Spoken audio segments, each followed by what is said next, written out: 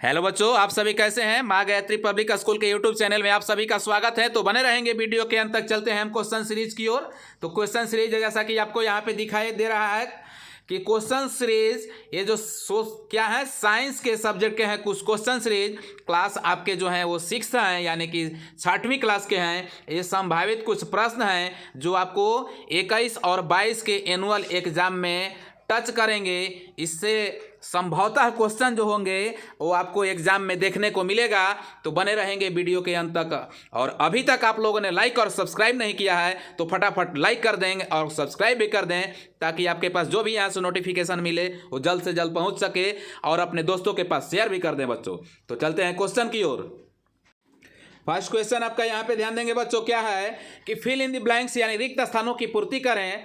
तो glass is क्या यहाँ पे पुटअप किया जाएगा मटेरियल। तो ग्लास इज ट्रांसलूसेंट मटेरियल, क्योंकि ग्लास मतलब शीशा है और शीशा जो है पारदर्शी वस्तु है, तो इसलिए ट्रांसलूसेंट यहाँ पे हम पुटअप करेंगे।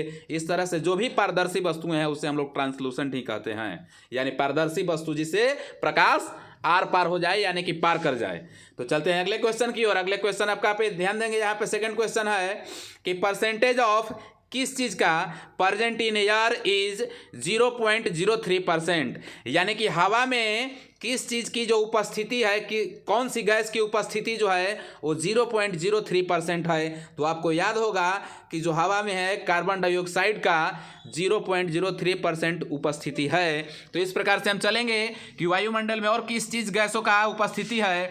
तो नाइट्रोजन का आप याद कर लेंगे, मेंशन करते चलेंगे कि नाइट्रोजन जो है वह 78% है, और उसके बाद ऑक्सीजन जो है वह 21% है, और आर्गन जो है वो 0.93% है, और उसके बाद आपके जो लास्ट हैं कार्बन डाइऑक्साइड, जिसको बोलते हैं कार्बन डाइऑक्साइड यानी कि CO2। तो CO2 जो है वो 0.03% है। तो इस प्रकार से आपका इसमें CO2 भरा जाएगा, और बाकी जो अन्य गैसें हैं उसके बाद बच जाते हैं, जैसे हीलियम हो गए, इस प्रकार के गैस उसमें का बचते हैं। तो चलते हैं अगले क्वेश्चन की ओर।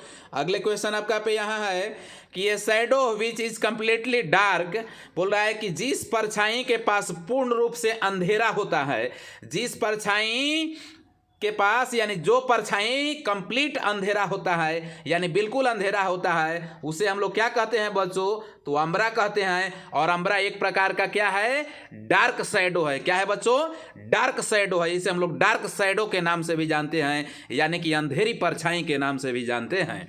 तो चलते हैं अगले क्वेश्चन की ओर। अगले क्वेश्चन यानी कि 4th नंबर क्वेश्चन की ओर बढ़ेंगे बच्चों, कि नॉन वेजिटेरियन अल्सो ईट, यानी कि नॉन वेजिटेरियन खाता है, यानी कि क्या खाता है। तो देखेंगे बच्चों, नॉन वेजिटेरियन अब एक होता है वेजिटेरियन। तो नॉन वेजिटेरियन मीन्स हम लोग समझते हैं क्या, मांसाहारी, और वेजिटेरियन मीन्स क्या समझते हैं बच्चों हम लोग, शाकाहारी।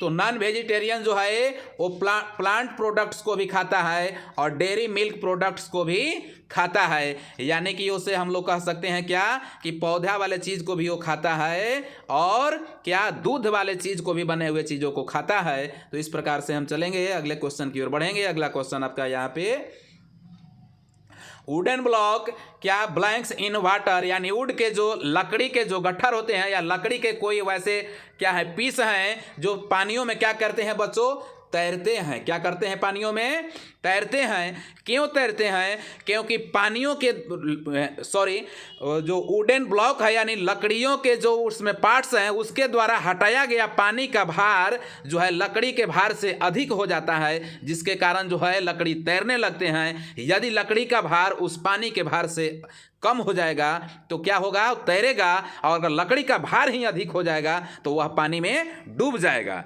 तो इसी प्रकार से चलते हैं अगले क्वेश्चन की ओर। अगले क्वेश्चन आपका ध्यान देंगे बच्चों, कि the rate of flow of change, बोल रहा है कि the rate of the flow of change, यानी कि किसी चीज को या किसी वस्तु को बदलने की स्थिति को क्या कहा जाता है बच्चों, मोशन कहा जाता है। याद रखेंगे, मोशन मीन्स क्या होता है बच्चों, गति। तो किसी वस्तु का यदि एक स्थान से दूसरे स्थान पर परिवर्तन किया जा रहा है, परिवर्तन वह हो रहा है, तो वो उसका गति कहलाता है। तो चलते हैं अगले क्वेश्चन की ओर बच्चों।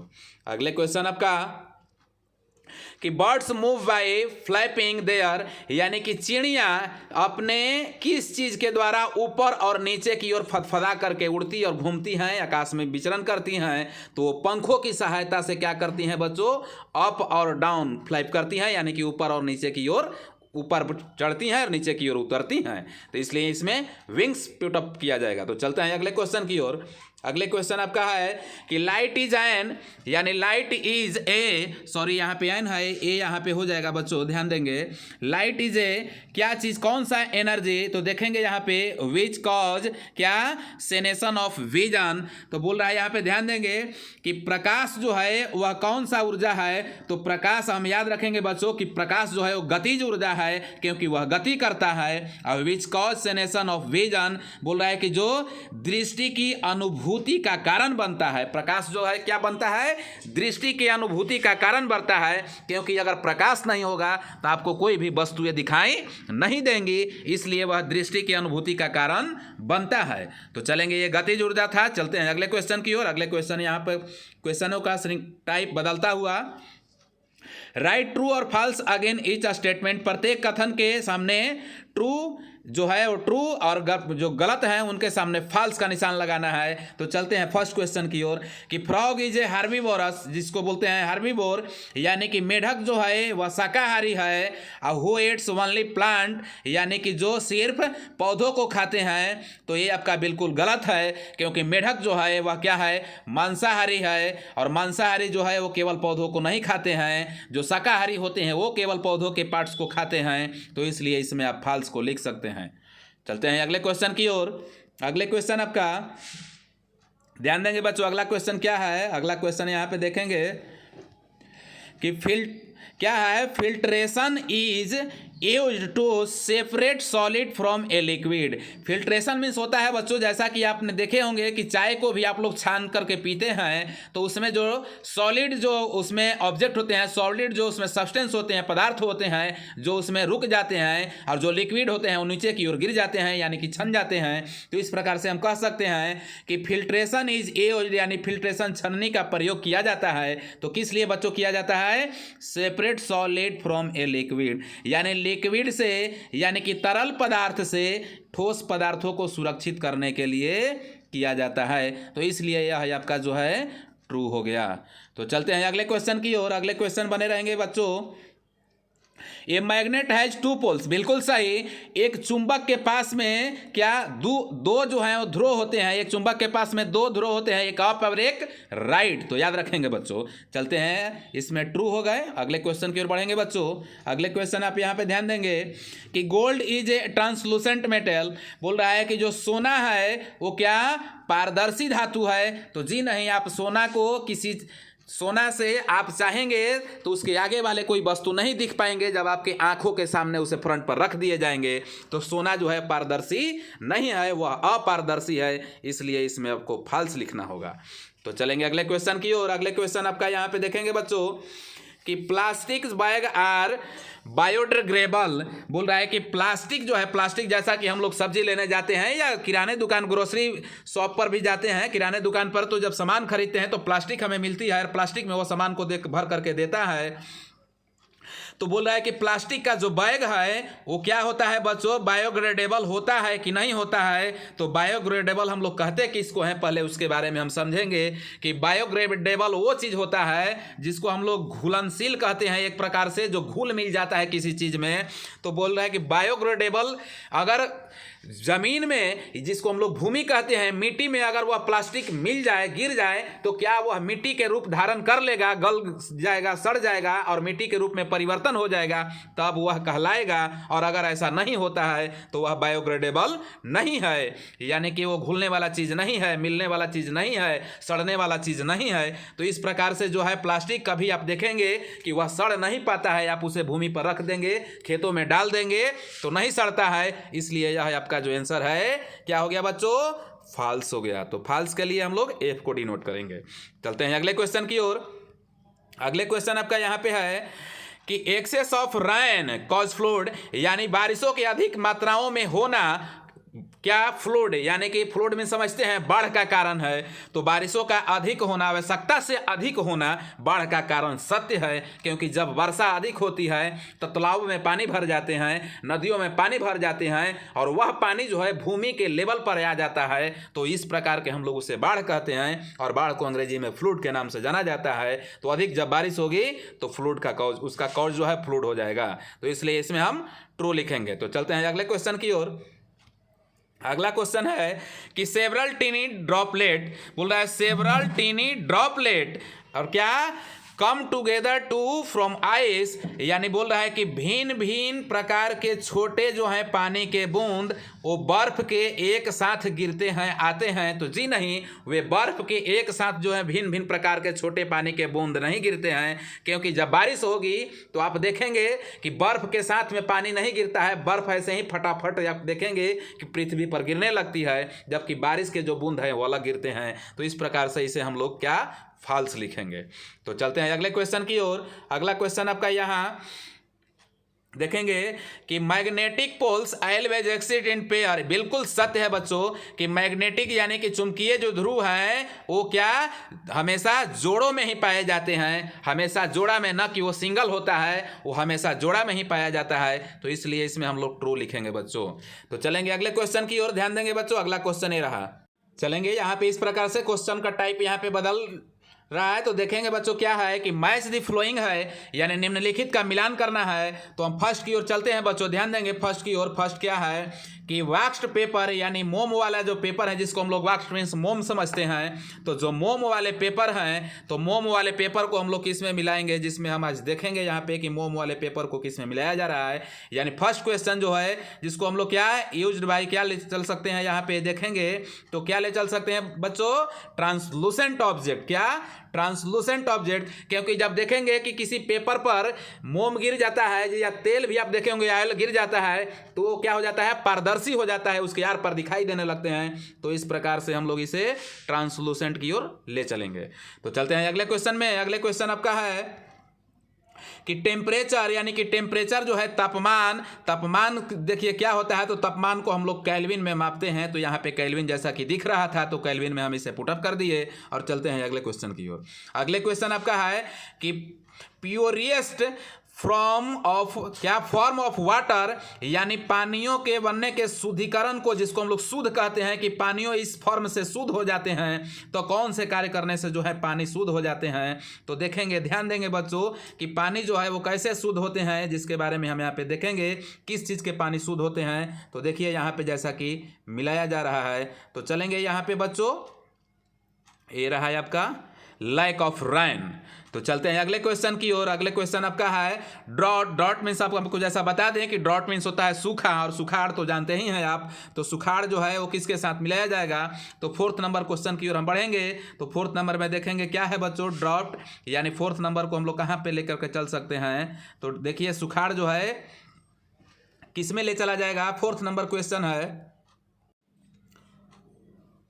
देखेंगे बच्चों थोड़ी सी मिस्टेक हुई है, एक बार फिर से देखेंगे। प्यूरेस्ट फॉर्म ऑफ वाटर, जैसा कि यहाँ पे दिखाया जा रहा है कि पानियों के फॉर्म को शुद्ध करता है, तो जो रेन वाटर है वो शुद्ध करता है। तो थोड़ी सी मिस्टेक हुई थी, आप इसे रेन वाटर में लेकर चलेंगे। तो रेन वाटर जैसा कि यहाँ पे आपको दिखाया जा रहा है, ध्यान देंगे बच्चों, रेन वाटर यहाँ पे दिखेंगे, रेन वाटर सबसे लास्ट में जे की ओर मिलाया जा रहा है। और ड्रॉप्ट मीन्स सूखा होता है, और सूखा को हम लोग यहाँ पे ला करके और लैक ऑफ रेन में मिला सकते हैं, यानी बारिश के झील में ले जाकर मिला सकते हैं। और चलते हैं अगले क्वेश्चन की ओर। अगले क्वेश्चन आपका है कि मैग्नेटिक कंपास, जो मैग्नेटिक कंपास है वो किसके लिए काम आता है। तो ध्यान देंगे बच्चों किसके लिए काम आता है magnetic compass, used by Saylor, यानी कि जब बोट को काम किया जाता है, प्रयोग किया जाता है, नावों को इधर उधर ले चला जाता है नदियों में, तो वो जो मैग्नेटिक है कंपास वो काम आता है दिशा को निर्देश करने के लिए। चलते हैं अगले क्वेश्चन की ओर। अगले क्वेश्चन आपका ध्यान देंगे बच्चों, थर्मोकोल, थर्मोकोल से देखेंगे बच्चों क्या है, थर्मोकोल से हम लोग क्या करते हैं, इंसुलेटर है, यानी थर्मोकोल को हम लोग किस में ले चलकर मिलाएंगे बच्चों, इंसुलेटर में, जैसा कि यहाँ पे दिखाया गया है, तो इंसुलेटर चलते हैं।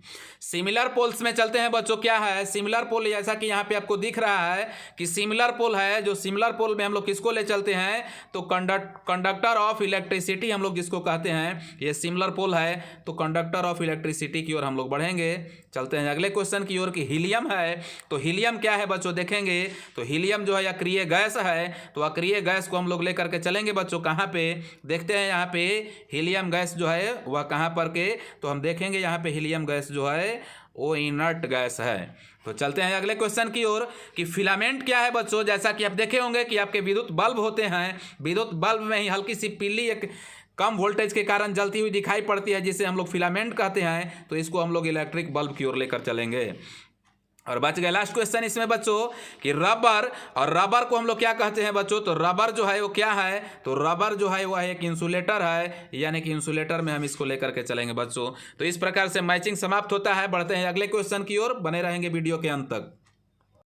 अगला क्वेश्चन आपका यहाँ पे, क्वेश्चन का टाइप यहाँ पे बदल रहा है बच्चों, तो ध्यान देंगे यहाँ पे क्या है कि आंसर द फ्लोइंग क्वेश्चंस, यानी निम्नलिखित प्रश्नों के उत्तर दें। तो देखेंगे यहाँ पे जो नीचे लिखे हुए प्रश्न है वो क्या कहते हैं प्रश्न, तो ध्यान देंगे फर्स्ट प्रश्न की ओर बढ़ते हैं बच्चों। देखेंगे क्या कि व्हाट आर बायोटिक कंपोनेंट, ध्यान देंगे बच्चों बायोटिक कंपोनेंट जो है वो क्या होते हैं, जिसके बारे में हम यहाँ पे देखेंगे कि बायोटिक मीन्स क्या होता है, जिसे हम लोग अजैविक घटक के नाम से भी जानते हैं। तो ध्यान देंगे कि अजैविक घटक क्या है, तो ये word biotic means non living ये बायोटिक कंपोनेंट्स, बोल रहा है कि एक शब्द जो है बायोटिक, जो नॉन लिविंग बायोटिक कंपोनेंट्स, यानी कि जो क्या निर्जीव अजैविक घटक के नाम से जाना जाता है, वो कौन कौन से आर हैं, तो कौन से हैं, एयर हैं यानी हवा है, वाटर है पानी, लाइट मीन्स प्रकाश होता है बच्चों, लाइट मीन्स प्रकाश होता है, और क्या है बच्चों टेम्परेचर मीन्स तापमान होता है, और मिट्टी यानी कि सोल है। तो ये जो है बायोटिक क्या है कंपोनेंट हैं, यानी कि अजैविक घटक हैं। तो चलते हैं अगले क्वेश्चन की ओर। अगले क्वेश्चन सेकंड नंबर क्वेश्चन है कि what do you understand by drought, यानी कि सुखाड़ से आप क्या समझते हैं, या सूखा से आप क्या समझते हैं, सुखाड़ जब आ जाती है बारिश कम होती है।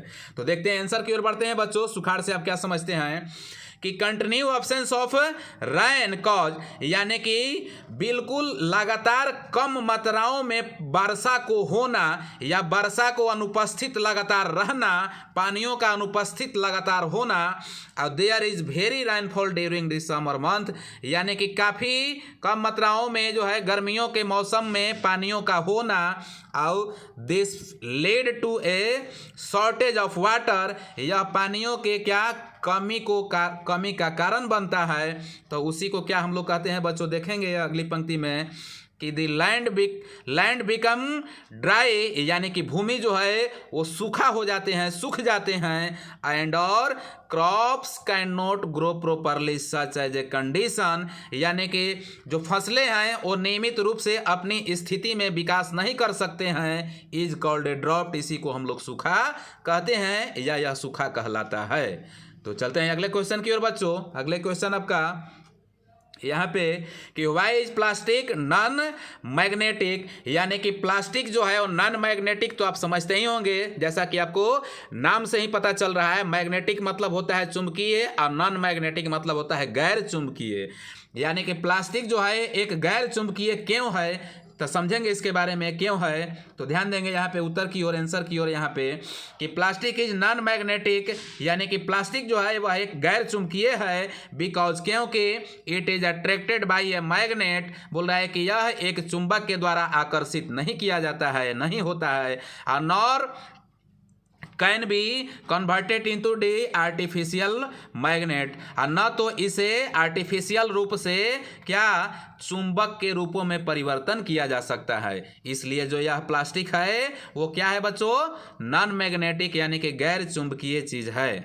तो चलते हैं अगले क्वेश्चन की ओर। अगले क्वेश्चन आपका फोर्थ नंबर क्वेश्चन की ओर बढ़ेंगे कि what are the effect of change, यानी बदलाव के प्रभाव क्या हैं, यानी कि बदलाव के जो प्रभाव हैं वो क्या है। तो देखेंगे कि वी एब्जॉर्ब, यानी कि हम लोग अवलोकन करते हैं, that everything around us undergoes change, यानी प्रत्येक चीज़ें जो हम लोगों के चारों ओर होती हैं वो क्या होती हैं, बदलते रहती हैं अपनी अवस्थाओं के कारण। तो all the change help us to understand, बोल रहा है कि हम सभी, यानी कि सभी बदलाव, क्या सभी बदलावों को समझने में हम लोगों को सहायता प्रदान होती है। तो इट्स कॉज, बोल रहा है कि यह ऐसा होता है, एंड और इफेक्ट, और बोल रहा है कि यह ऐसा प्रभाव इसका होता है। Every change has a cause, प्रत्येक चीज़ों का बदलाव का यही कारण होता है। प्रत्येक चीज़ों का बदलाव एक कारण होता है, या प्रत्येक चीज़ों के पास बदलने की एक अवस्था होती है। तो उसे हम लोग क्या कह सकते हैं, वो चाहे वह शेप में बदल सके, या साइज में बदल सके, या पोजीशन में बदल सके, या उसके कलर में बदलाव हो, यानी आकृति, आकार, स्थिति या रंग, इस किसी न किसी चीज में बदलाव हो, उसी को हम लोग इफेक्ट ऑफ चेंज कहते हैं, इफेक्ट ऑफ चेंज कहा जाता है। तो चलते हैं अगले क्वेश्चन की ओर। अगले क्वेश्चन यानी यहाँ पे आपका ये 5th नंबर क्वेश्चन है कि give the name of our organ system in body, बोल रहा है कि हमारे शरीर में, यानी कि शरीर में हमारे क्या इन ऑर्गन सिस्टम के नाम दें, यानी हमारे शरीर में जो ऑर्गन सिस्टम है, ऑर्गन सिस्टम के हमें नाम देना है, जिसे हम लोग अंग प्रणाली के नाम से भी जानते हैं। तो शरीर में हमारे अंग प्रणाली के नाम को लिखना है कि शरीर में आपके जो हैं अंग प्रणाली कौन कौन हैं। तो हम उत्तर की ओर देखते हैं, क्या यहाँ पे है, सर्कुलेटरी सिस्टम आपका ये अंग प्रणाली है, जिसको हम लोग बोलते हैं circulatory system, nervous system, excretory system, और रिप्रोडक्टिव सिस्टम, और डाइजेस्टिव सिस्टम, और रेस्पिरेटरी सिस्टम। तो इस प्रकार के हमारे जो हैं ऑर्गन सिस्टम है शरीर में, जिसको हम लोग संचार प्रणाली और नर्वस सिस्टम को नाड़ी मंडल के नाम से जानते हैं, एक्सक्रेटरी सिस्टम को हम लोग मल त्याग तंत्र के नाम से जानते हैं, रिप्रोडक्टिव को हम लोग प्रजनन तंत्र के नाम से जानते हैं, और डाइजेस्टिव सिस्टम को हम लोग पाचन तंत्र के नाम से जानते हैं, और रेस्पिरेटरी सिस्टम को हम लोग श्वसन तंत्र के नाम से जानते हैं। तो चलते हैं इस प्रकार से अगले क्वेश्चन की ओर। अगले क्वेश्चन आपका यहाँ पे कि what is periodic motion, give an example, यानी कि पीरियोडिक मोशन मतलब होता है आवधिक गति। बच्चों याद रखेंगे आवधिक गति, आवधिक गति क्या है, और एक इसके उदाहरण दीजिए। तो देखिए, इफ, यदि a motion occur again and again at a regular interval of time, यानी कि एक यह गति पुनः काम करती है, एंड और बोल रहा है कि समय के इंटरवल मतलब गैपिंग होने पर नियमित रूप से ये फिर पुनः काम करती है, तो देन तब motion is called periodic motion, तब इस गति को क्या कहा जाता है बच्चों, आवधिक गति कहा जाता है। और एग्जाम्पल में देखेंगे कि पेंडुलम ऑफ ए क्लॉक, यानी घड़ी के जो सुई है वो अपने समय को रेगुलर बनी रहती है, उसके समय को रेगुलरिटी बनाए रखता है, यानी वो हमेशा अपने टाइम ऑफ इंटरवल के रूप में घूमते रहता है। तो वो जो है क्या है बच्चों, पीरियोडिक मोशन है। तो चलते हैं अगले क्वेश्चन की ओर। अगले क्वेश्चन आपका ये है कि what do you mean by adaptation, यानी कि अनुकूलन से आप क्या समझते हैं। ध्यान देंगे यहाँ पे बच्चों कि अनुकूलन से आप क्या समझते हैं। तो देखेंगे अनुकूलन से आप क्या समझते हैं कि plants and animals show features, यानी कि पौधे और जानवरों के पास विशेषताएं होती है, एक विशेष प्रकार की चीज दिखती हैं, विच हेल्प देम, जो उन्हें सहायता प्रदान करता है। तो सर्वाइव इन स्पेसिफिक हैबिटेट, यानी जो उन्हें प्राकृतिक प्रवासों में जीवित रहने के लिए सहायता प्रदान करता है, वही आपका अनुकूलन कहलाता है बच्चों, वही आपका अनुकूलन कहलाता है। तो चलते हैं अगले क्वेश्चन की ओर। अगले क्वेश्चन आपका, चलेंगे क्वेश्चन की ओर बच्चों। तो देखते हैं यहाँ पे हम लोग क्या, डीकम्पोजर। ध्यान देंगे बच्चों, क्या डीकम्पोजर, हम लोग डीकम्पोजर कहते किसको हैं, अपघटक जिसको हम लोग समझते हैं। तो अपघटक क्या है बच्चों, ध्यान देंगे, देखेंगे organism that feed on by decomposing dead animal and plant. ध्यान दीजिए बच्चों, बोल रहा है कि जो जीव, क्या, जो जीव डीकम्पोजिंग यानी कि अपघट, मरे हुए अपघट को, यानी कि मरे हुए जंतुओं को या मरे हुए पौधे को क्या करता है, अपघटत करके और अपना भोजन को बनाता है। मरे हुए पौधे से अपना भोजन को प्राप्त करता है, मरे हुए जीव से अपना भोजन को प्राप्त करता है, उसी को हम लोग डिकम्पोजर कहते हैं, उसी को हम लोग अपघटक कहते हैं। तो चलते हैं अगले क्वेश्चन की ओर। और अगले क्वेश्चन आपका ये है बैलेंस डाइट, जिसे हम लोग कहते हैं संतुलित आहार। तो संतुलित आहार की ओर बढ़ते हैं बच्चों। देखेंगे, ध्यान देंगे कि ये diet which include all the essential requirement for the normal growth of the body, यानी कि एक आहार जो शरीर के सामान्य रूप से विकास करने के लिए अति आवश्यक चीज़ों को सभी को इंक्लूड यानी कि संलग्न करके रखता है, उसी को हम लोग बैलेंस डाइट कहते हैं। जैसे आपके पास कार्बोहाइड्रेट होना चाहिए, फैट होना चाहिए, मिनरल्स होना चाहिए, विटामिन होना चाहिए, उसी को हम लोग बैलेंस डाइट कहते हैं बच्चों।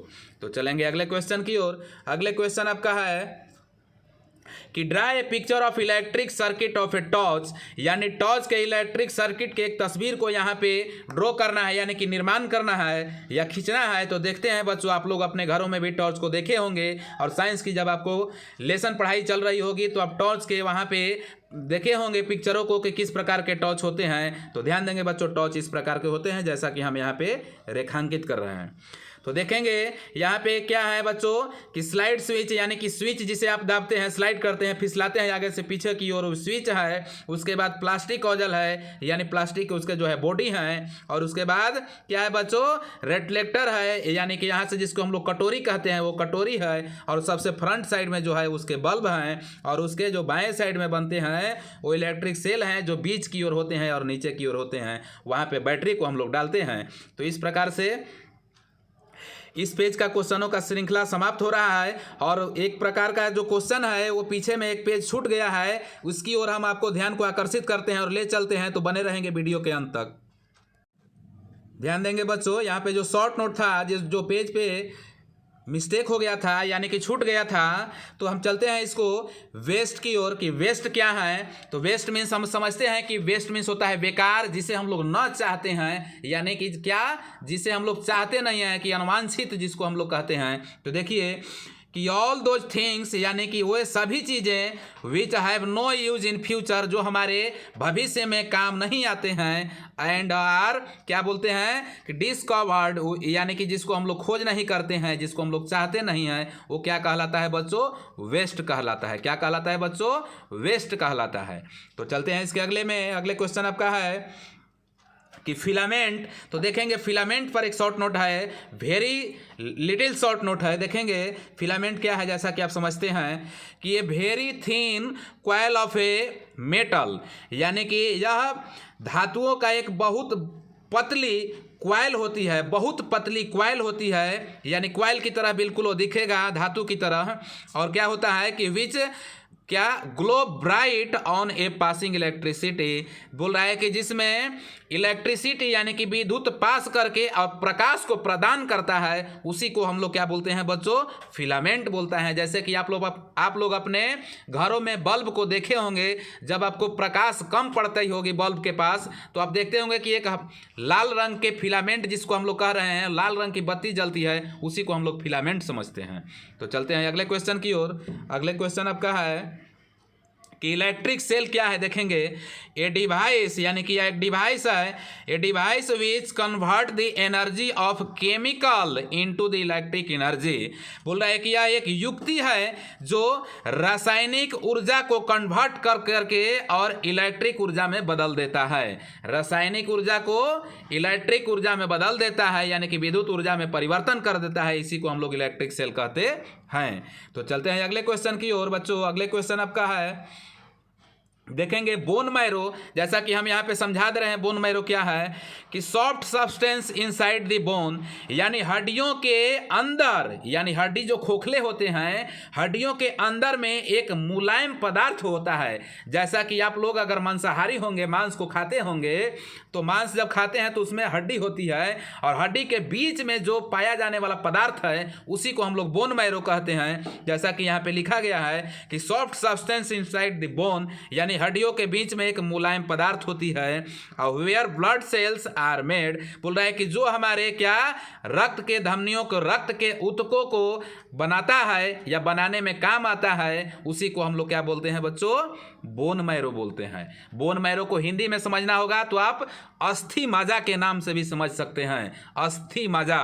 तो चलते हैं अगले क्वेश्चन की और। अगले क्वेश्चन आपका लास्ट आखिरी क्वेश्चन है, देखेंगे लास्ट क्वेश्चन क्या है कि पोलन ग्रेन क्या है। देखेंगे पोलन ग्रेन क्या है। तो पोलन ग्रेन देखेंगे बच्चों, पोलन ग्रेन को हम लोग समझ सकते हैं परागकण हम लोग कहते हैं, और ये अधिकांशतः पुष्प में पाए जाते हैं। तो ध्यान देंगे बच्चों क्या है पोलन ग्रेन। देखते हैं पोलन ग्रेन की ओर बढ़ते हैं कि find dust particle in the steam of a flower, बोल रहा है कि एक फूल के तना में क्या एक धूल कण के जैसा पाया जाता है, which take part in reproduction, बोल रहा है कि जो इसके अंग हैं प्रजनन में सहायता प्रदान करते हैं, वही जो क्या कहलाते हैं, इज कॉल्ड पोलन ग्रेन, यानी कि वही परागकण कहलाते हैं। यानी फूलों में देखे होंगे कि सबसे बीच से एक पतली सी उसकी नुकीली की तरह निकली हुई होती है और उसमें एक धूल कण की तरह आपको दिखाई पड़ेगा, जैसे कि लगेगा कि बिल्कुल क्या वो एकदम बिल्कुल नॉर्मल छोटे से छोटे साइजों में पता चलता है। जैसे आप ओड़हुल के फूल देखेंगे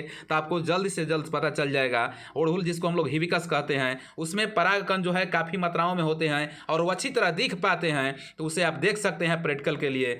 तो इस प्रकार से आपका ये साइंस के क्वेश्चनों का श्रृंखला समाप्त होता है। तो वीडियो के अंत तक बने रहने के लिए आपको धन्यवाद, तहे दिल से धन्यवाद। बने रहेंगे बच्चों अगले वीडियो के लिए।